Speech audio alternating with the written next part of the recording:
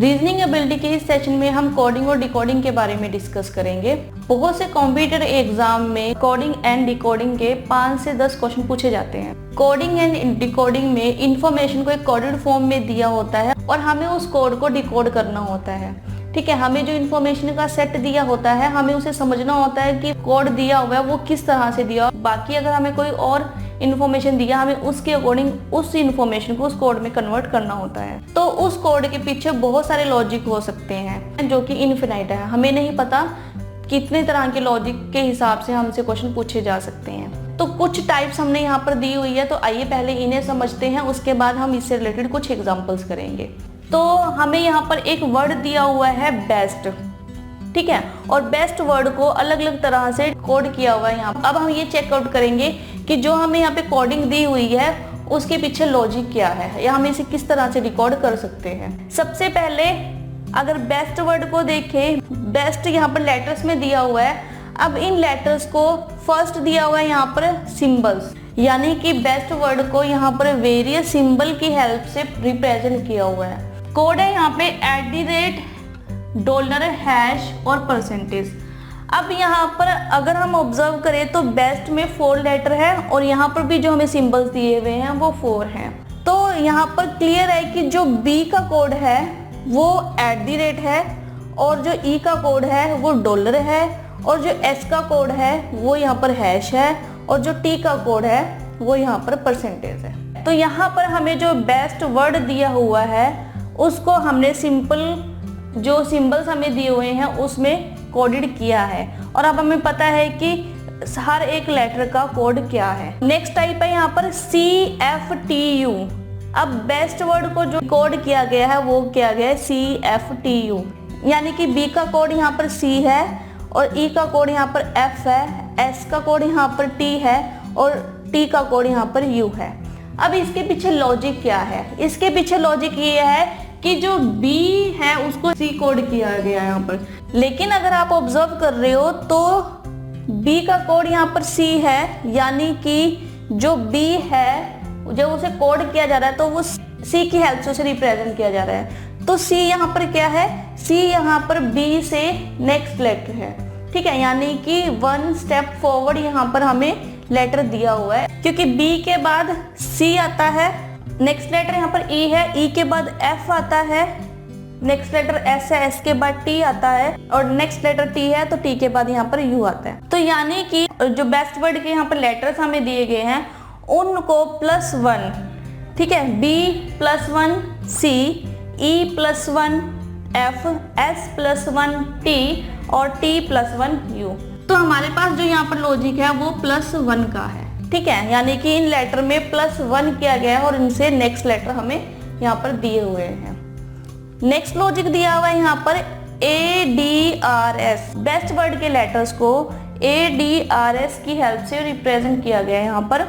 तो अब अगर हम इसके पीछे का लॉजिक देखें यहाँ पर तो B को जो रिप्रेजेंट कर रहा है लेटर वो A है, E को जो रिप्रेजेंट कर रहा है वो D है और S को जो रिप्रेजेंट कर रहा है वो R है और T को जो रिप्रेजेंट कर रहा है वो S है, ठीक है। तो अगर आप यहाँ ऑब्जर्व कर रहे हो तो A यहाँ पर B से पिछला लेटर है एक, ठीक है, यानी कि B से एक स्टेप पीछे का लेटर और D भी यहाँ पर E से एक स्टेप पीछे का लेटर है, ठीक है, और R भी यहाँ पे S से एक स्टेप पीछे का लेटर है और S भी यहाँ पर T से एक स्टेप पीछे का लेटर है, ठीक है, यानी कि ADRS जो है वो बेस्ट वर्ड के जो लेटर है उनसे एक स्टेप पीछे के लेटर हमें दिए हुए हैं। तो जिससे पहले के लेटर है वो हमें दिए हुए, यानी कि -1 किया गया है B में से, ताकि जो इससे पहले के लेटर्स है वो हम यहाँ पर फाइंड आउट कर सके और ये हमारे पास लॉजिक दिया हुआ है कोडेड फॉर्म में। नेक्स्ट यहाँ पर जो कोड दिया गया है वो है AFRU। AFRU बेस्ट वर्ड के लेटर्स को रिप्रेजेंट कर रहा है। तो यहाँ पर इसके पीछे क्या लॉजिक है? अब हमें पता है कि जो B है उससे पहले A आता है, E और F, E के बाद F आता है, ठीक है, फिर S और R, R S से पहले आता है, फिर T और U, जो U है वो T के बाद आता है। तो यानी कि यहाँ पर जो लॉजिक है वो B -1 A, E +1 F, फिर -1 S -1 R, फिर +1 T +1 U। तो यहाँ पर हमें जो लॉजिक दिया गया है वो है -1 +1 -1 +1, यानी कि एक लेटर पहले का और सेकेंड लेटर के आगे का लेटर, फिर थर्ड लेटर के का पहले का लेटर और फोर्थ लेटर के बाद का लेटर। ठीक है, तो इस तरह से हमें ये कोड यहाँ पर दिया हुआ है। नेक्स्ट कोड है यहाँ पर CGVX। नेक्स्ट कोड है यहाँ पर CGVX। अगर हम इसके पीछे का लॉजिक देखें तो B के बाद आता है यानी कि +1 E के EFG। तो जो G है वो E से 2 स्टेप आगे है। ठीक है, F और G तो +2 की पोजीशन पर है, तो जो G है वो +2, then V, S, T, U and V, यानी कि ये 3 स्टेप्स आगे हैं। ठीक है, तो +3 और X, फोर्थ लेटर है T U V W X, तो यानी कि जो X है वो +4 की पोजीशन पर है।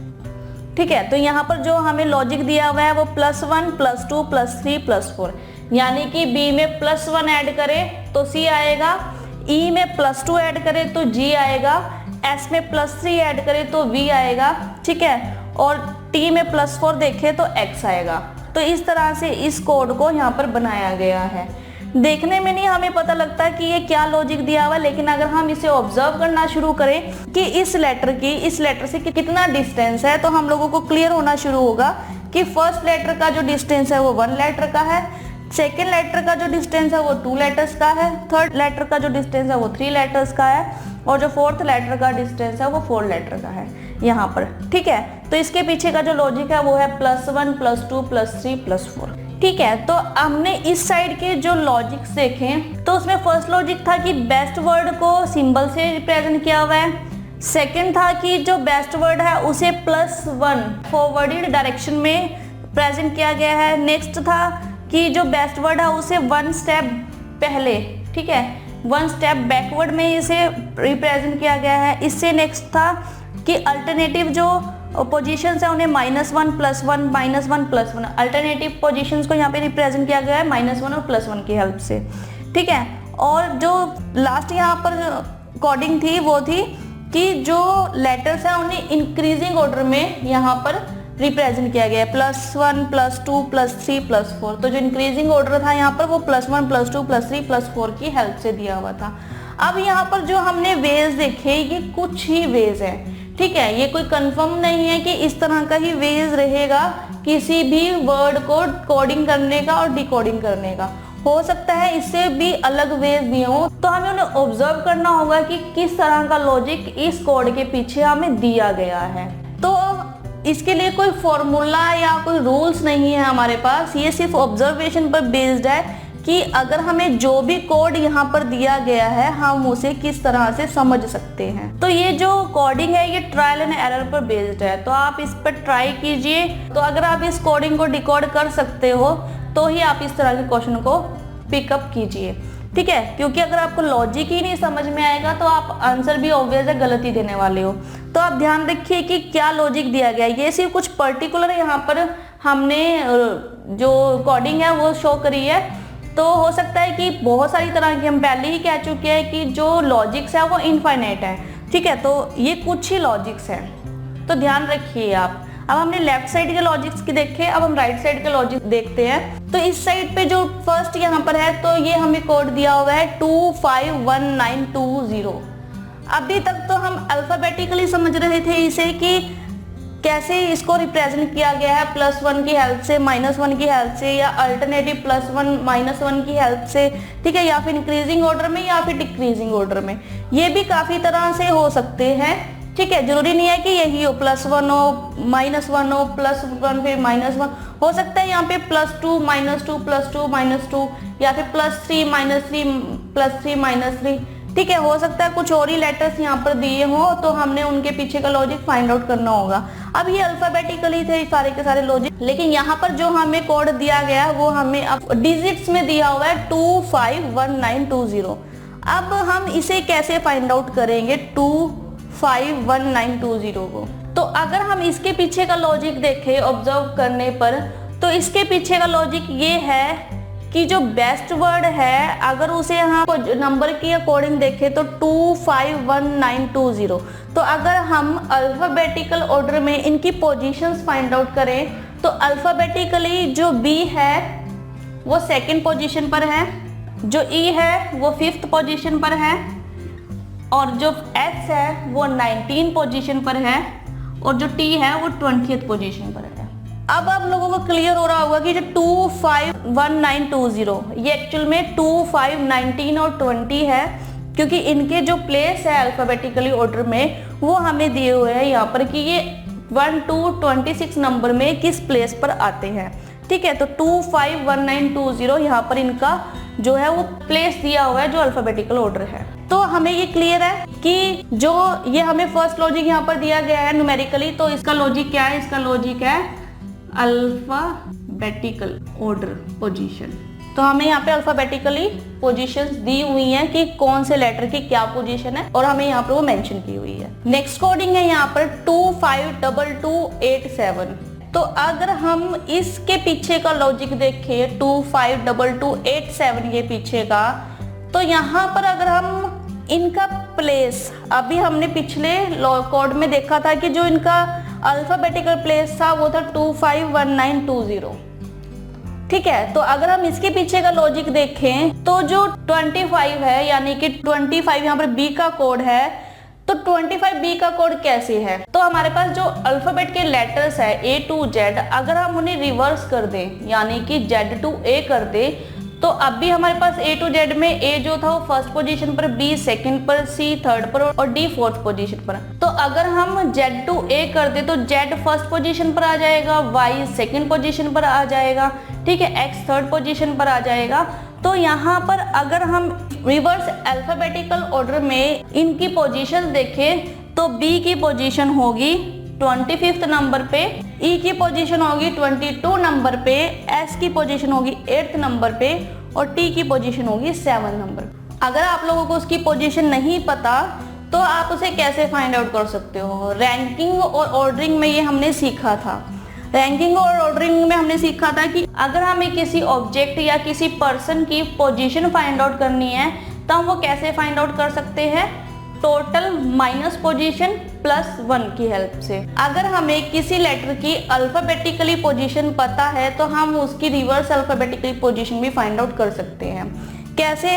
अब सपोज कि हमें A डैश यानी कि रिवर्स अल्फाबेटिकली ऑर्डर में A की पोजीशन फाइंड आउट करनी है, तो हम क्या करेंगे? तो हम करेंगे total minus position plus 1। Total कितने लेटर्स है? 26 माइनस P पोजीशन, पोजीशन है इसकी फर्स्ट प्लस 1, तो रिवर्सली इसकी जो पोजीशन आएगी वो आएगी 26।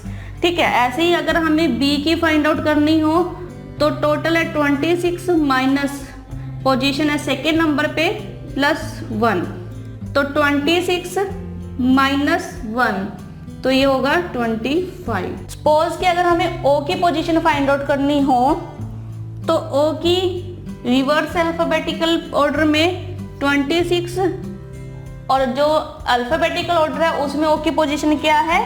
15 प्लस 1, तो 26 माइनस 14, 26 माइनस 14 12। ठीक है, तो O की पोजीशन होगी 12 पोजीशन पर रिवर्स अल्फाबेटिकल ऑर्डर में।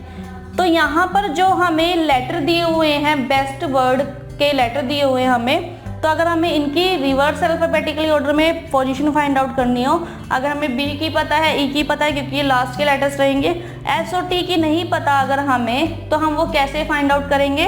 हम फाइंड आउट करेंगे फॉर्मूले की हेल्प से, टोटल माइनस पोजीशन प्लस 1 की हेल्प से। तो यहाँ पर हमारे पास जो सेकेंड न्यूमेरिकल कोडिंग दी हुई है वो दी हुई है रिवर्स अल्फाबेटिकल ऑर्डर में। ठीक है, नेक्स्ट कोड दिया हुआ है यहाँ पे YBHG, बेस्ट वर्ड के लेटर्स को YBHG की हेल्प से यहाँ पर हमें की हेल्प से इसे रिप्रेजेंट किया हुआ है। तो अगर हम यहाँ देखें, B का कोड है Y, E का कोड है V और S का कोड H और T का कोड यहाँ पर G। तो अगर हम इसके ऑब्जर्व करें तो अब हमारे पास यहाँ पर क्या है? कि जो अल्फाबेटिकल ऑर्डर है और जो रिवर्स अल्फाबेटिकल ऑर्डर है, अल्फाबेटिकल ऑर्डर में बी का सेकंड प्लेस है और रिवर्स अल्फाबेटिकल ऑर्डर में वाई का सेकंड प्लेस है। ऐसे ही अल्फाबेटिकल ऑर्डर में ई फिफ्थ प्लेस पर है। इसी तरह से एस का अल्फाबेटिकल जो ऑर्डर है वो 19 है, तो रिवर्स अल्फाबेटिकल ऑर्डर में एच होगा, ठीक है। और अगर अल्फाबेटिकल ऑर्डर में टी का पोजीशन 20th है तो रिवर्स अल्फाबेटिकल ऑर्डर में 20th लेटर होगा जी, ठीक है। तो हमारे पास जो यहाँ पर कोड दिया हुआ है वो रिवर्स डायरेक्शन से दिया हुआ है। तो यहाँ पर अब हमें क्लियर है कि जो यहाँ पर कोड दिया हुआ है वो सेम पोजीशन पर है रिवर्स अल्फाबेटिकल ऑर्डर के। पिछले कोड में हमें रिवर्स अल्फाबेटिकल ऑर्डर की पोजीशंस दी हुई थी, ठीक है। तो ये रिवर्स डायरेक्शन की पोजीशन है, ठीक है। और ये रिवर्स डायरेक्शन के अकॉर्डिंग जो सेकंड प्लेस पर हमारे पास बी है तो यहाँ पर वाई आया, ई है तो वी आया, ठीक है। एस है तो एच हुआ और टी है तो जी हुआ, ठीक है। तो ये रिवर्स डायरेक्शन में हमें दिया हुआ है कोड। नेक्स्ट कोड दिया हुआ है हमें बेस्ट वर्ड का 46। अभी तक हमें क्लियर था कि जो नंबर में हमें जो कोड दिए हुए हैं वर्ड के लेटर है उसकी पोजीशंस हैं। तो हम कैसे ऑब्जर्व करेंगे कि इसके पीछे का लॉजिक क्या है। अगर हम इसके पीछे का लॉजिक ऑब्जर्व करें तो जो बेस्ट वर्ड के लेटर की पोजीशन है 251920, 2 + 5 7, 7 + 19 26, 26 + 20 46। यानी कि जो यहाँ पर कोड दिया गया है 46 वो है सम। बेस्ट वर्ड के लेटर की जो पोजीशन है उनका सम दिया हुआ है 2 + 5 + 19 + 20, तो ये होता है 46। तो यहाँ पर हमें जो लॉजिक दिया है उसका मीनिंग है कि जो वर्ड के लेटर है उनकी पोजीशन का सम। नेक्स्ट कोड है हमारे पास 3800। बेस्ट वर्ड की कोडिंग दी हुई है हमें 3800। तो 3800 ये किस तरह से आएगा हमारे पास। तो अगर हम इसके पीछे का लॉजिक भी देखें तो 2 × 5 × 19 × 20, अगर हम इसे मल्टीप्लाई करें तो 2 × 5 10, 10 × 19 190, 190 × 20 3800। यानी कि जो इसके पीछे का ये लॉजिक है ये है मल्टीप्लिकेशन या फिर प्रोडक्ट। तो इसके पीछे का जो लॉजिक है वो इन नंबर का प्रोडक्ट है या मल्टीप्लिकेशन है। नेक्स्ट कोड हमें दिया हुआ है 11.5। अगर हम इसके पीछे का लॉजिक देखें तो 11.5, अब सम था इनका 46, तो सम तो नहीं होगा, ये सम से कम है, ठीक है। जो सम है इनका 46 इससे कम है। तो अगर हम इनका एवरेज देखें तो एवरेज 46 / 4, 46 / 4 कितना होता है 1.5। एवरेज यानी कि sum of the element divide by number of element. Sum of the element है यहाँ पे 46 और नंबर ऑफ एलिमेंट है यहाँ पे 4, 1 2 3 and 4। तो 46 / 4 तो यह है हमारे पास 11.5। तो अब आप लोगों को कुछ लॉजिक यहाँ पर क्लियर हुए होंगे कि जो फर्स्ट लॉजिक था राइट साइड पे वो था अल्फाबेटिकल ऑर्डर पोजीशंस क्या है लेटर की। सेकंड लॉजिक था रिवर्स डायरेक्शन पोजीशंस दी हुई हैं। थर्ड लॉजिक में हमें रिवर्स डायरेक्शंस दिए हुए हैं कि सेकंड पोजीशन पर अगर बी है तो वाई बी सेकंड पोजीशन पर है। नेक्स्ट जो हमें कोड दिया हुआ है 46 उसके पीछे का लॉजिक है कि इनका सम क्या है, यानी कि जिनका सम है वो हमें यहाँ पे लॉजिक दिया हुआ है।